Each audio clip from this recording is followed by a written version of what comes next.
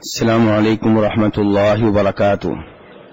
إن الحمد لله نحمده ونستعينه ونستغفره ونعوذ بالله من شرور أنفسنا ومن سيئات أعمالنا، من يهده الله فلا مضل له ومن يضلل فلا هادي له، وأشهد أن لا إله إلا الله وحده لا شريك له، وأشهد أن محمدا عبده ورسوله. أما بعد، فإن خير الحديث كتاب الله، وخير الهدي هدي محمد صلى الله عليه وسلم، وشر الأمور محدثاتها، وكل محدثة بدعة، وكل بدعة ضلالة، وكل ضلالة في النار. ہر قسم کی حمد و ثناء اللہ تبارک و تعالیٰ کے لیے، اور بے شمار درود و سلام ہوں جناب نبی اکرم صلی اللہ علیہ وسلم کی ذات اقدس پہ. کتاب العلم علم کے موضوع پہ بڑی ہی شاندار کتاب ہے، جسے شیخ ابن عثیمین رحمہ اللہ نے تالیف کیا ہے. اس کتاب پہ کئی ایک درس ہو چکے ہیں، اور آج کا درس بھی اسی کتاب سے ہے. آج ہم اس کتاب کے تیسرے باب کا آغاز کرنے لگے ہیں، اور تیسرے باب میں کتاب کے مؤلف کہتے ہیں کہ وہ طریقے جن کے ذریعے علم حاصل کیا جاتا ہے. یہ کس علم کی بات ہو رہی ہے؟ میڈیکل کے علم کی یا کسی اور علم کی؟ کس علم کی بات ہو رہی ہے؟ دین کے علم کی، شریعت کے علم کی. اور یہی علم ہے، دیگر جو ہیں وہ فنون ہیں روزی کمانے کے لیے، ساز و سامان بنانے کے لیے. لیکن علم جو ہے وہ نام ہے اللہ کی کتاب کا اور نبی صلی اللہ علیہ وسلم کی احادیث کا. علم یہی ہے. تو کتاب کے مؤلف تیسرے باب میں یہ بتانے لگے ہیں کہ دین کا علم آپ کیسے حاصل کریں گے، اس کا طریقہ کیا ہے، اور اس راستے میں کن کن غلطیوں سے بچنا چاہیے، دور رہنا چاہیے. کہتے ہیں کہ اس باب میں پھر دو فصلیں ہیں. پہلی فصل میں بیان ہوگا ان طریقوں کا جن کے ذریعے دین کا علم حاصل کیا جاتا ہے، اور دوسری فصل میں ان غلطیوں کا بیان ہوگا جن سے بچنا نہایت ضروری ہے. پہلی فصل میں کتاب کے مؤلف کہتے ہیں: من المعلوم ان الانسان اذا اراد مكانا فلا بد ان يعرف الطريق الموصل الیہ، کہ جب انسان نے کہیں جانا ہو، کسی شہر جانا ہو، کسی علاقے میں جانا ہو، تو راستے کا جان لینا نہایت ضروری ہے. وہ راستہ جو اس علاقے تک آپ کو لے جائے، اس راستے کے بارے میں معلومات لے لینا نہایت ضروری ہے. وَإِذَا تَعَدَّدَتِ الطُّرُقُ فَإِنَّهُ يَبْحَثُ عَنْ أَقْرَبِهَا وَأَيْسَرِهَا. اور اگر یہ پتا چلے کہ جہاں پہ آپ نے جانا ہے، وہاں پہ جانے کے لیے، اس شہر تک پہنچنے کے لیے ایک نہیں بلکہ ایک سے زیادہ راستے ہیں، تو پھر آپ کی کوشش یہ ہوگی کہ مجھے یہ معلوم ہو جائے کون سا راستہ قریبی ہے اور آسان ہے، کس راستے سے جانا آسان ہے اور کس راستے پہ ٹائم کم لگے گا. کہتے ہیں اسی لیے لذلك كان من المهم لطالب العلم ان يبني طلبه للعلم على اصول. کہتے ہیں اسی لیے وہ شخص جو دین کا علم لینا چاہتا ہے، اسے چاہیے کہ اپنے علم کی بنیاد ایسے اصولوں پہ رکھے جو اصول اسے اس کے ہدف تک پہنچا دیں، اور اندھی اونٹنی کی طرح اپنے پاؤں دائیں بائیں میں نہ مارتا پھرے، ٹامک ٹوئیاں نہ مارے، بلکہ اچھی طرح علم ہونا چاہیے کہ علم لینے کے لیے کون سا راستہ بہتر ہے اور آسان ہے. کہتے ہیں اس کام کے لیے آپ علم کے اصول اور قواعد اور ضوابط جو ہیں انہیں حاصل کریں. فمن لم يتقن الاصول حرم الوصول. جس کے پاس اصول و ضوابط نہیں ہوں گے، قواعد نہیں ہوں گے، وہ اپنی منزل تک پہنچنے سے محروم رہے گا. قال الناظم، کسی شاعر نے کہا ہے: وبعد فالعلم بحور زاخرة لن يبلغ القادح فيه آخرة. کہ علم جو ہے یہ سمندر ہے. علم کیا ہے؟ سمندر ہے اور پانی سے بھرا ہوا ہے. اس سمندر میں کودنے والا جتنی بھی محنت کر لے اس سمندر کے آخر تک نہیں پہنچ سکتا. لیکن فی اصولہ تسہیلا لنیلہ فحرص تجد سبیلا. لیکن پھر طریقہ کیا ہے؟ طریقہ یہی ہے کہ آپ اس علم کے اصول و ضوابط کو حاصل کر لیں. جب آپ اصول و ضوابط کو حاصل کر لیں گے تو پھر علم حاصل کرنے کی راہ کافی آسان ہو جائے گی. اغتنم القواعد الاصول فمن تفته یحرم الوصول. کہتے ہیں کہ آپ قواعد اصول جو ہیں وہ حاصل کر لیں. جس کے پاس قواعد نہیں ہوں گے، اصول نہیں ہوں گے، وہ منزل تک پہنچنے سے محروم رہے گا. کہتے ہیں اب اصول کیا ہیں، قواعد کیا ہیں؟ کہتے ہیں فالاصول هی العلم. پہلی بات آپ کو یہ معلوم ہونی چاہیے کہ علم نام ہے اصول کا، قواعد کا، ضوابط کا. والمسائل فروع. اور جو چھوٹے چھوٹے مسئلے ہیں یہ شاخیں ہیں. یہ کیا ہے؟ جیسے کوئی درخت ہوتا ہے، اس کی ایک جڑ ہوتی ہے، تنا ہوتا ہے، اور اوپر کیا ہوتی ہیں؟ شاخیں ہوتی ہیں. ایسے ہی کہتے ہیں علم جو ہے وہ اصول کا نام ہے، اور جو چھوٹے چھوٹے مسئلے آپ پوچھتے رہتے ہیں وہ جو ہے وہ شاخوں کی طرح ہیں. جس کے پاس اصول ہوں گے اسے چھوٹے چھوٹے مسئلوں کا بھی علم ہو جائے گا، اور جو چھوٹے چھوٹے مسئلے یاد کرتا رہے گا، اصول اس کے پاس نہیں ہوں گے، وہ کہیں نہ کہیں غلطی کر جائے گا. کہتے ہیں آپ درخت کو لے لیں، کہتے ہیں درخت کو آپ لے لیں. درخت کی جڑ ہوتی ہے، تنا ہوتا ہے، اور ٹہنیاں ہوتی ہیں. اگر یہ ٹہنیاں کسی مضبوط جڑ پہ استوار نہیں ہوں گی، تنا مضبوط نہیں ہوگا، تو یہ ٹہنیاں مرجھا جائیں گی، ختم ہو جائیں گی. کہتے ہیں سوال یہ لیکن ما ہی الاصول. اصول کیا ہے؟ هل هي الادلة الصحيحة او هي القواعد والضوابط او كلاهما. اصول کس چیز کا نام ہے؟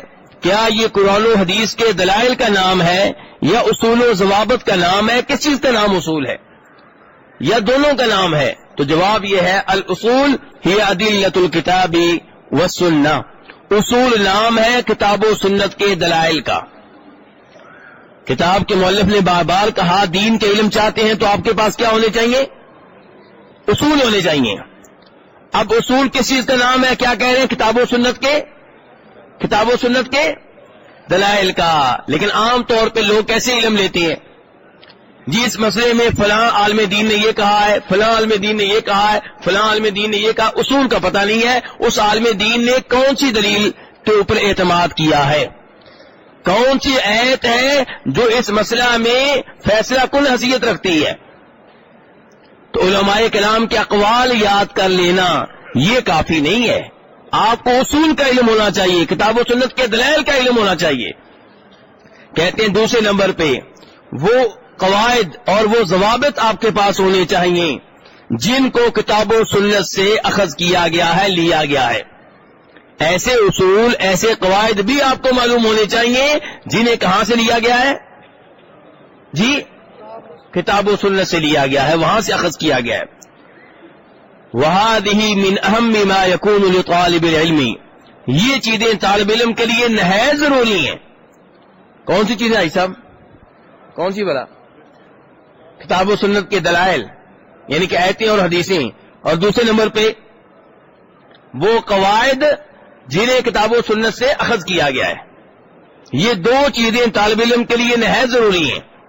کہتے ہیں مثال کے طور پہ ایک قاعدہ ہے، ایک ضابطہ ہے کہ المشقت تجلب التیسیر، کہ مشقت جو ہے یہ آسانی کو لے کر آتی ہے. مشقت کس کو لے کر آتی ہے؟ مشقت آسانی کو کھینچ لاتی ہے. یہ بھی آپ سمجھائیں گے. کہتے ہیں اب یہ جو قاعدہ ہے کہ مشقت آسانی کو کھینچ لاتی ہے، یہ ہم نے کہاں سے لیا ہے؟ کہتے ہیں کتاب و سنت سے لیا ہے. قرآن پاک میں بھی یہ قاعدہ موجود ہے. اللہ تعالیٰ فرماتے ہیں وَمَا جَعَلَ عَلَيْكُمْ فِي الدِّينِ مِنْ حَرَجٍ. اللہ نے تمہارے اوپر دین کے معاملے میں کوئی تنگی نہیں رکھی. میرے بھائی اگر پانی نہ ملے وضو کرنے کے لیے، غسل احتلام کی وجہ سے واجب ہو گیا، غسل کرنے کے لیے پانی نہ ملے، تو پھر شریعت کیا کہتی ہے، کیا کر سکتے ہیں آپ؟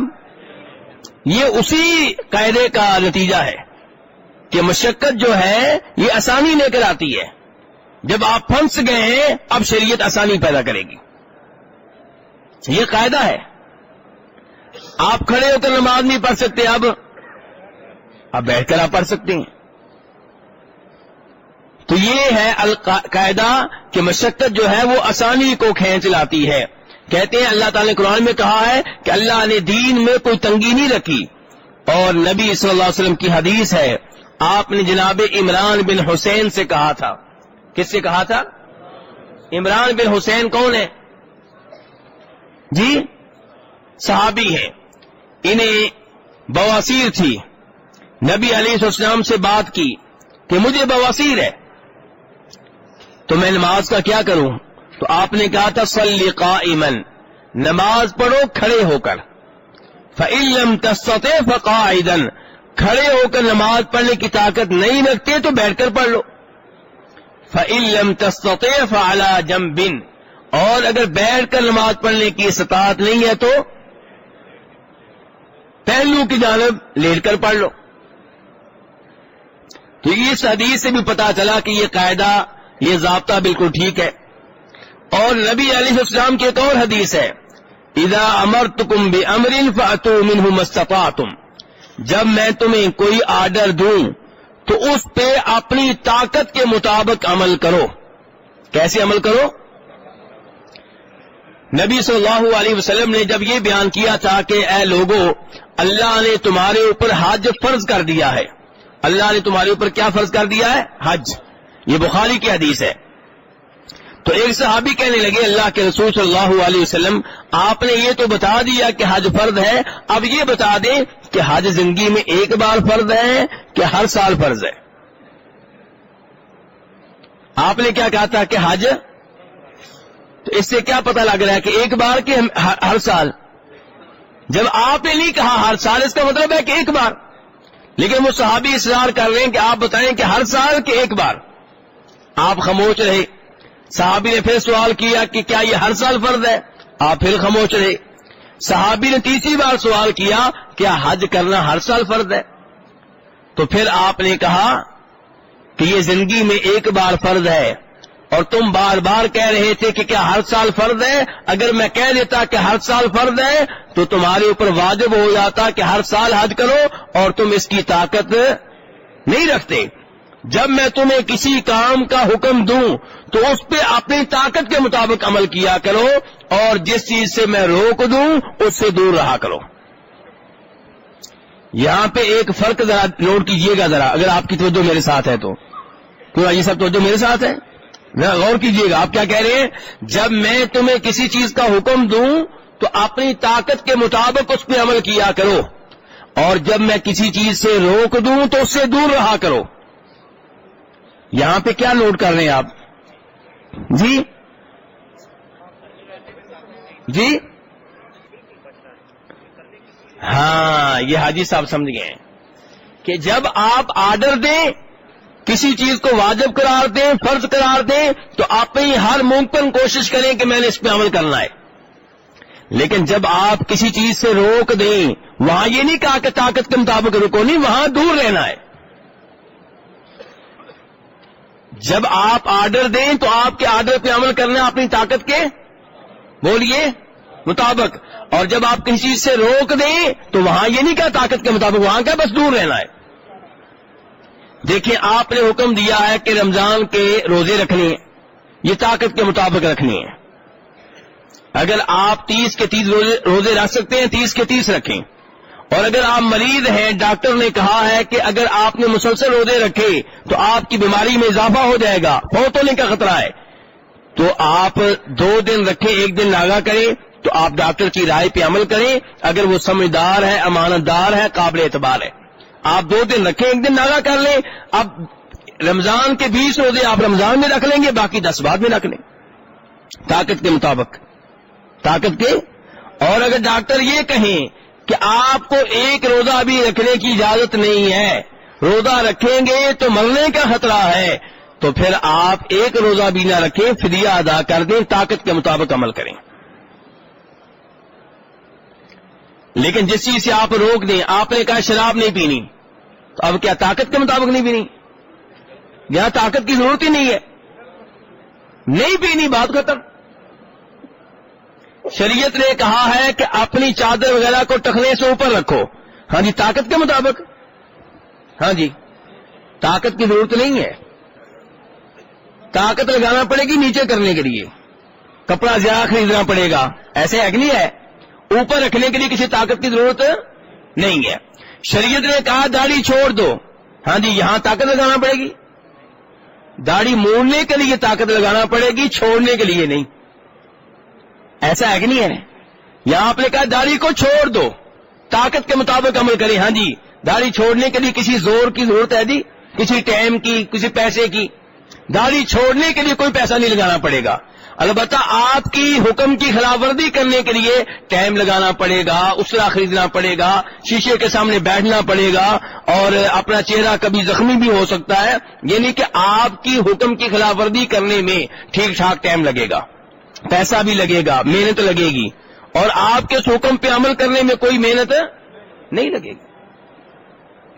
تو بہرحال جہاں پہ آپ نے آرڈرز دیے ہیں، کچھ چیزیں واجب اور فرض کی ہیں، وہاں اپنی طاقت کے مطابق عمل کرنا چاہیے، اور جہاں پہ آپ نے کسی چیز کو ممنوع قرار دیا ہے، حرام قرار دیا ہے، وہاں پہ کیا کرنا ہے؟ اجی صاحب ادھر درس میں دے رہا ہوں، وہ نہیں دے رہے جی، اور جہاں پہ آپ نے کہا حرام چیزوں سے دور رہنا ہے، تو وہاں پہ طاقت کی ضرورت ہے جی نہیں، وہاں پہ آپ نے کہہ دیا بس دور رہو، بات ختم۔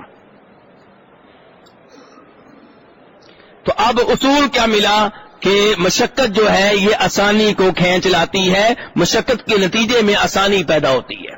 کس کے نتیجے میں؟ مشقت کے نتیجے میں آسانی پیدا ہوتی ہے۔ آپ صبح اٹھے اور آپ مثال کے طور پہ کسی ایسے ملک میں رہتے ہیں جہاں برف باری ہوتی ہے، کیا ہوتی ہے جی؟ برف باری، غسل واجب ہو چکا، اب آپ کو یقین ہے کہ اگر آج میں نے غسل کیا، برف باری ہو چکی ہے، بہت زیادہ سردی ہے اور گرم پانی مجھے میسر نہیں ہے یہاں پہ، اگر میں نے غسل کیا تو مر جاؤں گا یا شدید بیمار ہو جاؤں گا، تو پھر آپ کیا کریں گے؟ آپ کو تیمم کرنے کی اجازت ہے۔ کہتے ہیں اب یہ قاعدہ ہے، کیا قاعدہ جی؟ مشقت آسانی پیدا کرتی ہے، یہ قاعدہ ہے۔ کہتے ہیں لو جاءت کا الف مسئلہ بصور متنوعہ لامکنک ان تحکم هذه المسائل بناء على هذا الاصل، اگر آپ کے پاس یہ قاعدہ موجود ہے، آپ سے 1000 مسئلے پوچھ لیے جائیں اور ان کی صورتیں شکلیں چاہے مختلف ہوں، آپ سب پہ اس قاعدہ کے مطابق حکم لگا دیں گے، سب پہ اس قاعدہ کے مطابق کیا کریں گے؟ حکم لگا دیں گے۔ لیکن اگر آپ کے پاس یہ قاعدہ نہیں ہوگا، آپ سے 2 مسئلے بھی پوچھ لیے جائیں تو آپ کے لیے جواب دینا مشکل ہو جائے گا۔ تو کتاب کے مؤلف کہتے ہیں اس لیے آپ قرآن و حدیث کا علم حاصل کریں، اور وہ قواعد، وہ ضوابط جو قرآن و حدیث سے اخذ کیے گئے ہیں انہیں بھی آپ یاد کریں تاکہ آپ دین کے اچھے طالب علم بن سکیں۔ اللہ رب العزت سے دعا ہے کہ ہمیں قرآن و حدیث کا علم حاصل کرنے کی توفیق عنایت فرمائے۔ اس کتاب پہ مزید درس جاری و ساری